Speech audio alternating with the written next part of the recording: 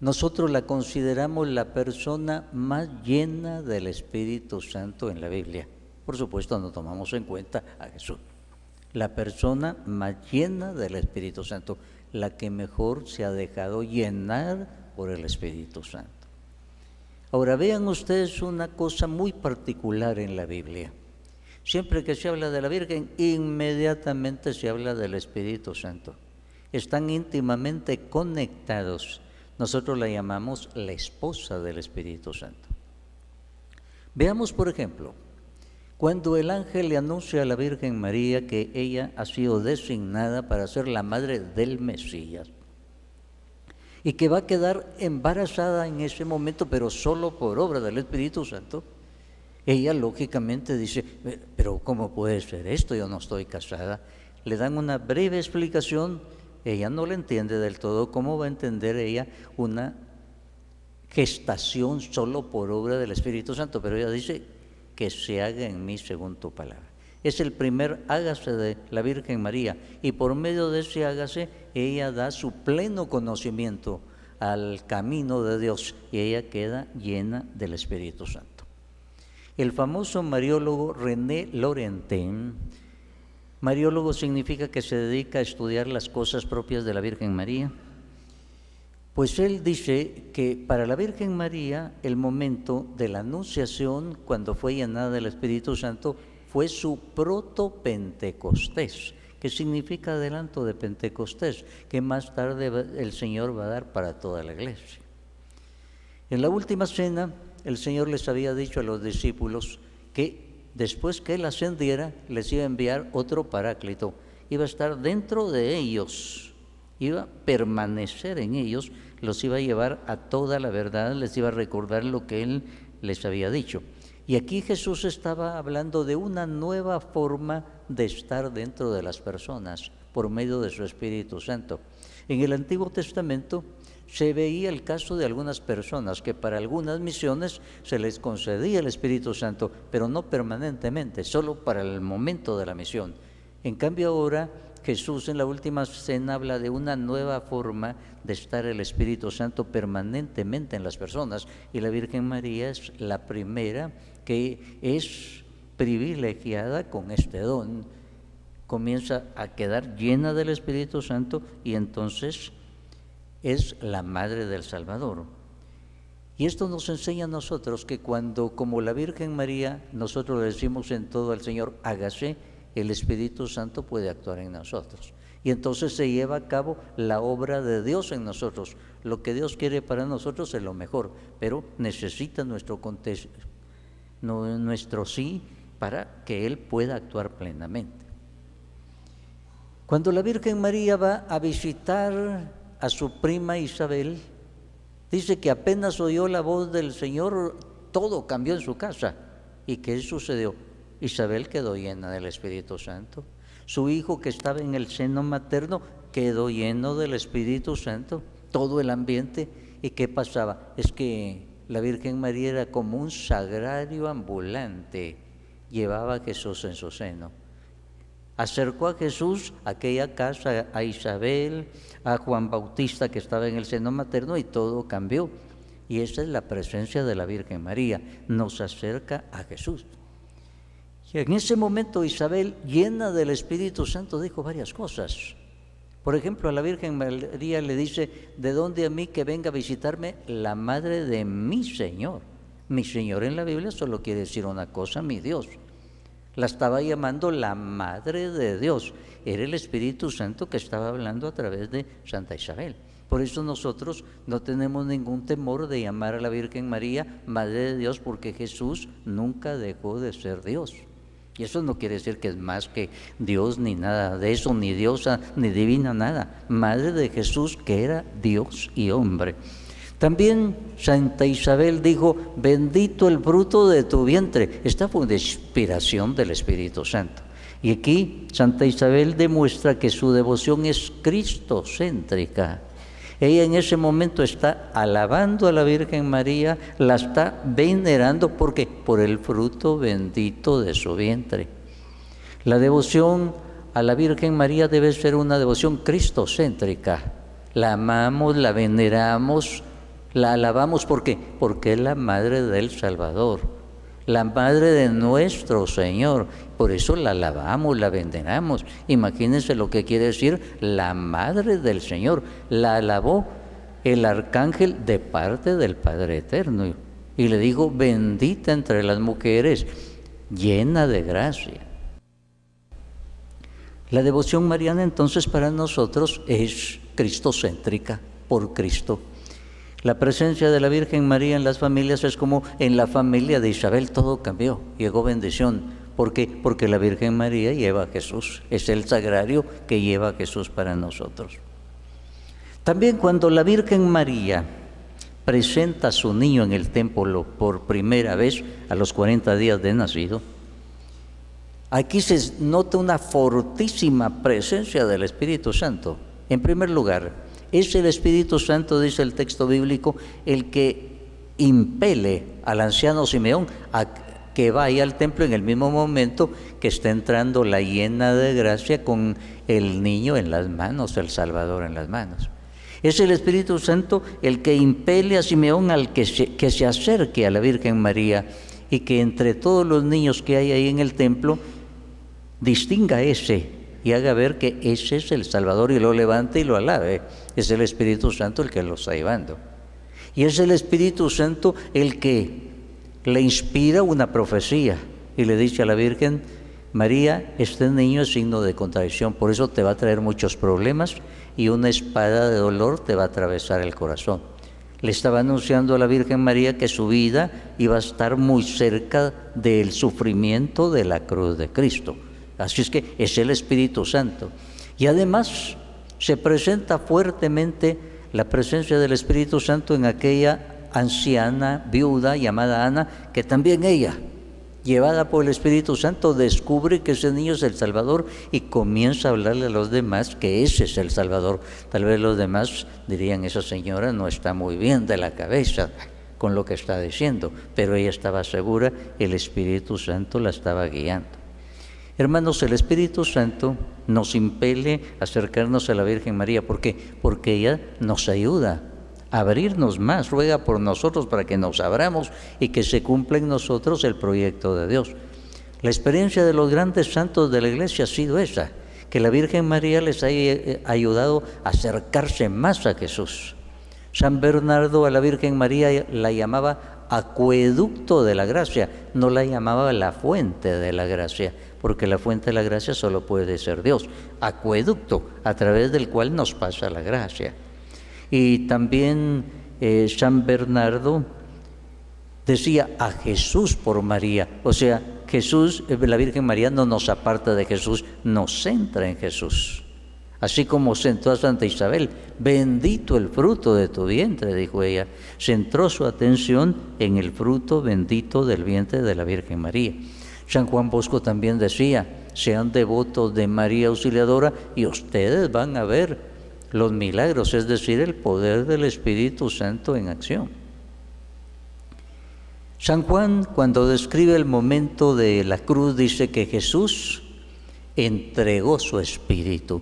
Y aquí el comentarista de la Biblia y traductor de la Biblia también, Alonso Shekel, dice que aquí hay dos sentidos. Entregó el espíritu quiere decir murió, pero también quiere decir entregó el Espíritu Santo. Por eso él escribe esta palabra espíritu con mayúscula, porque se trata del Espíritu Santo. Y eso lo explica en esta forma. En el capítulo 7 San Juan había dicho, el Espíritu Santo todavía no había sido entregado porque Jesús todavía no había sido glorificado. En la cruz para San Juan, Jesús es glorificado. Glorifica al Padre y el Padre lo glorifica a Él. Entonces ahora Jesús ya ha sido glorificado, entonces se entrega el Espíritu Santo. Así como sale sangre y agua de su costado, la sangre es lo que logra quitar el pecado, el agua es la nueva vida en el Espíritu Santo para el que ha sido perdonado. Entonces entrega su Espíritu. Y cuando el Señor entrega su Espíritu en la cruz, ahí está la Virgen María como entregada también. La llena de gracia, la llena del Espíritu Santo es entregada a San Juan, que representa a toda la Iglesia, que representa a los discípulos, y él se la lleva a su casa como un regalo que Jesús le ha dado. Del Calvario después van a enterrar a Jesús, viene la resurrección, viene la ascensión, y después el Señor los manda a un retiro espiritual. No se muevan hasta que hayan recibido el poder de lo alto, es decir, del Espíritu Santo. Y entonces se describe a la Virgen María en el libro de los Hechos de los Apóstoles en una casa de 2 pisos. ¿Quiénes están ahí? Aquí está la foto de la única iglesia que fundó Jesús. Ahí está el primer papa, lo nombran en primer lugar, ahí está Pedro.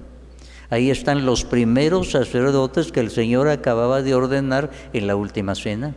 Ahí estaban los laicos comprometidos, porque a todos los había invitado a permanecer en Jerusalén, pero solo 120 por todos llegaron. Y ahí estaba la madre que Jesús desde la cruz había entregado a su iglesia.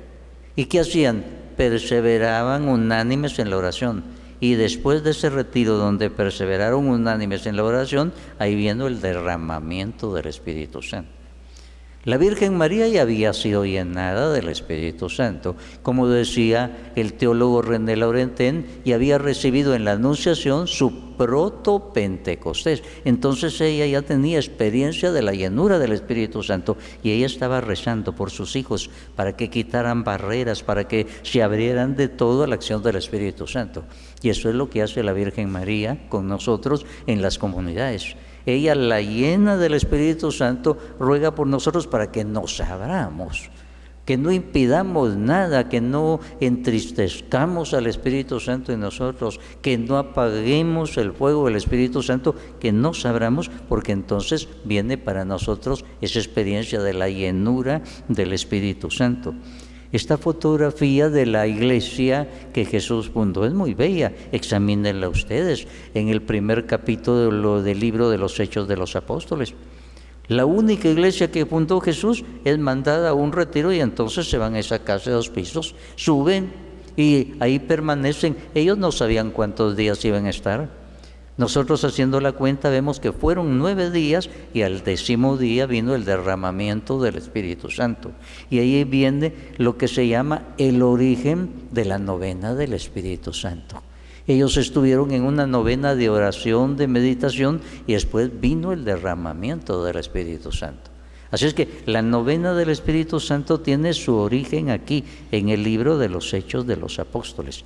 Y a nosotros nos dice, cuando en nuestras comunidades le damos importancia a la Madre del Señor, como le dieron importancia a los primeros cristianos, la iglesia única que Jesús fundó y que estaba en aquel retiro espiritual en el cenáculo, pues entonces vienen derramamientos del Espíritu Santo. La oración de la Virgen María ante Jesús, el único mediador entre Dios y los hombres, tiene mucho poder. Aquellos perseveraban con María, la Madre de Jesús, y ahí vino el derramamiento, una efusión del Espíritu Santo, y nosotros pedimos muchas veces esas nuevas efusiones del Espíritu Santo. Para nosotros la Biblia entonces nos presenta a la Virgen María como la que mejor se abrió a la acción del Espíritu Santo y se dejó conducir por él. Entonces se cumplió a perfección el plan que Dios tenía para la salvación. Ella en todo dice, hágase en mí según tu palabra. Yo soy esclava del Señor. Esto es muy importante. Es decir, no estoy para pedirle cuenta a Dios, que se haga. Ella no entendía del todo, pero saber cuántas veces en su vida tuvo que decir lo mismo, que se haga en mí según tu palabra, hágase.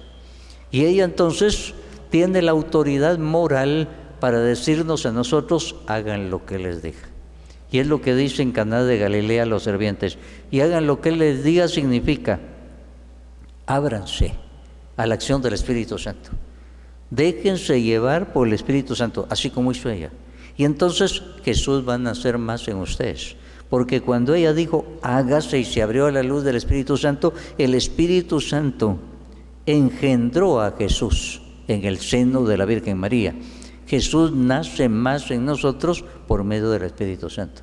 Es la acción del Espíritu Santo, hablarnos de Jesús, hacérnoslo vivir en nosotros, pero para eso hay que decir, hágase, es decir, estoy para hacer la voluntad de Dios en todo lo que quiera. Jesús un día dijo: si alguno tiene sed, venga a mí y beba. Del interior del que cree en mí van a brotar ríos de agua viva. La Virgen María es el modelo de la que ha creído en Jesús. Cuando llegó a la casa de Santa Isabel,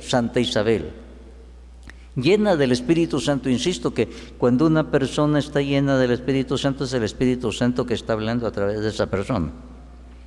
Pues el Espíritu Santo, a través de Isabel, Santa Isabel, dijo: bendita entre las mujeres, bienaventurada tú, porque has creído. Alabó la fe de la Virgen María, por eso eras bienaventurada. Alaba la fe de la Virgen María, es decir, confianza. Fe en la Biblia es confianza total. Yo no entiendo todo esto, pero que se haga en mí según tu palabra. Yo soy la esclava del Señor y no estoy para pedir cuentas a Dios, que se haga en mí según tu palabra. Y ahí entonces quedó llena del Espíritu Santo, y el Espíritu Santo engendra a Jesús en el seno de la Virgen María. Por eso nosotros al Espíritu Santo lo llamamos esposo de la Virgen María. Engendró a Jesús en el seno de la Virgen María, virginalmente. La Virgen María entonces se muestra la mujer de la vida abundante, porque Jesús decía: al que cree en mí, del que cree en mí van a brotar ríos de agua viva. Ríos de agua viva que indican la vida abundante espiritualmente. Por lo general las personas no tienen vida abundante. Por lo general se nota mediocridad espiritual. Pero cuando la Virgen María se deja llevar, entonces brotan esos ríos de agua viva. Y eso es lo que nos enseña ella, a decir sí en todo al proyecto de Dios. Dejar que esos ríos de agua viva broten abundantes en nosotros, porque para eso nos llama el Señor. Por lo general en nosotros hay sed, pero sed de las cosas del mundo. Diversiones, poder, fama, pecado muchas veces, es la sed que muchas veces se tiene. Y Jesús dice: si alguno tiene sed, venga a mí, beba. Sed de las cosas de Dios. Y en eso la Virgen María es nuestra maestra. Sed de las cosas de Dios, totalmente consagrada a Jesús, junto a Jesús en todo tiempo, para hacer la voluntad de Dios, el misterioso camino de Dios. La Virgen María, al abrirse al Espíritu Santo, entonces está llena de los carismas del Espíritu Santo, del fruto del Espíritu Santo. Un carisma, decía el teólogo Heribert Millen, es una cualidad natural liberada por el Espíritu Santo y puesta al servicio de la comunidad. Entre más carismas tenga una persona, pues mejor puede servir. Son peligrosos los carismas porque nos pueden llevar al orgullo, a la autosuficiencia. Pero bien empleados los carismas sirven para la propia santificación. La Virgen María estaba llena de carismas, piensen ustedes. Si era la más llena del Espíritu Santo, ¿qué carismas tenían? Más que San Pablo, más que San Pedro, y los carismas son para ponerse al servicio de la Iglesia. Entonces la Virgen María es presentada como la gran servidora en la Iglesia. A la Virgen María no la vayan a pensar ustedes predicando en público, sino evangelizando de persona a persona. La casa de la Virgen María estaría llena seguramente de tantas personas que veían que ella tenía el don de sanación, como Pedro, como Pablo, y seguramente la acosarían tantas veces. Es normal pensar eso. Lo mismo que ella, con el don de profecía, llevaba mensaje. No que estuviera predicadora, tal vez no la presenta así la Biblia, pero es normal que ella, como Juan, dijera: lo que hemos visto y oído se los damos a conocer. ¿Quién había visto más y quién había oído más de Jesús? La Virgen María. Entonces era la gran evangelizadora de las primeras comunidades. Cuando uno se pregunta, ¿dónde obtuvo San Lucas todos esos datos muy familiares, íntimos, de cuando Jesús era niño? ¿Dónde? Seguramente fue entrevistar a la Virgen María, en la casa de la Virgen María. Recibió esos datos que él después traslada. La misma Virgen María le habrá hablado de estos acontecimientos. Por eso, ella es la gran servidora de la comunidad. ¿Por qué? Porque tiene muchos dones. San Pablo tiene una frase en una traducción, tal vez le impresiona a alguno, dice, ambicionen los dones superiores. ¿Cómo es eso de ambicionar? Es que San Pablo tiene esta mentalidad.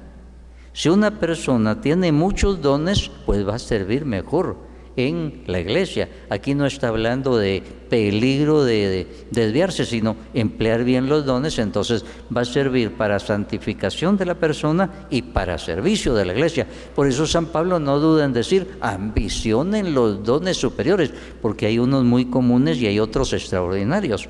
Todos son dones del Espíritu Santo. Ahora, si Pablo, si Juan, si Pedro tenían dones extraordinarios, ¿se pueden imaginar ustedes qué dones tendría la Virgen María? Sobre todo de sanación, de profecía, de llevar el mensaje, de buen ejemplo, de amor para todos los demás. Ahí estaría ella, por eso es la gran servidora.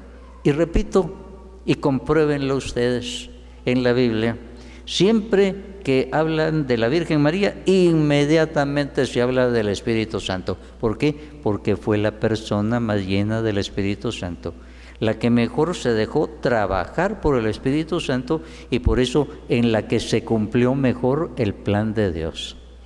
Devoción a la Virgen María no significa solo estarle echando piropos a la Virgen María o ponerle flores o cambiarle manto. Esencialmente, la devoción a la Virgen María debe llevar a imitar a la Virgen María. Y para imitarla, ella nos enseña un camino: hagan lo que Él les diga. Que así sea para todos nosotros. Amén.